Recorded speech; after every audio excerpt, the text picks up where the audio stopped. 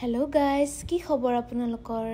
কিমাননো আৰু ঘৰত সোমাই থাকিম, আজি বোলো এবাৰ গাঁৱৰ পৰাই পাক মাৰি আহোঁ। মোৰ এনে অহাৰ প্লেন নাছিল, কিন্তু দাদাই আহিম কৈ আছিল। লাষ্টত ওলোৱাৰ পিছত সি নহা হ'ল। আহি পাই যে চাওঁ, এয়া মাংসৰ ৰেডি। এতিয়া মই ভাবিছোঁ মাছটোক ময়ে বনাওঁ। মই আহিলেই এখন খেলা ওলাই। মই মানে হাৰি একদম মোৰ লাজ সন্মান চব মিট্টিত মিলি গৈছে গাইজ। এয়া খৰগৰ অপ্সৰা ফুৰিব যাব ওলাইছে। এই আকাশখন চাকি ধুনীয়া, আমাক ক'ব নালাগে। এতিয়া বোলো আমি অলপ ৰাজাপুখুৰীৰ ফালে আহিলোঁ ছানছেট চাব, কিন্তু সূৰ্য অস্তয়ে গ'ল আহোঁতে।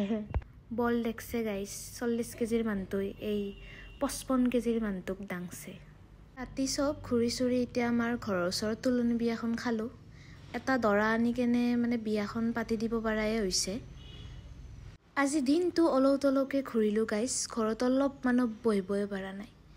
যি কি নহওক, আমাৰ দিনত কিন্তু তুলনি বিয়াৰ এনেই পেণ্ডেল নাছিল গাইজ, একদম বিয়াত নিচিনাই কৰিছে। গাইজ এই জীৱনত বোলে কিণ্ডাৰ জয় বোলে খাই পোৱা নাই, মই লাৰিয়ে পোৱা নাছিলোঁ। মানে তাই এইটো পাই কেনে বহুত মানে হেপ্পী হৈ গৈছে। তাইতো আনব গাইজ, কি ক'ব, তাইৰ ৱৰ্ড নহয়, স্পীচলেছ, ভাষাহীন। আশা কৰোঁ ভিডিঅ'টো ভাল পালে, ধন্যবাদ।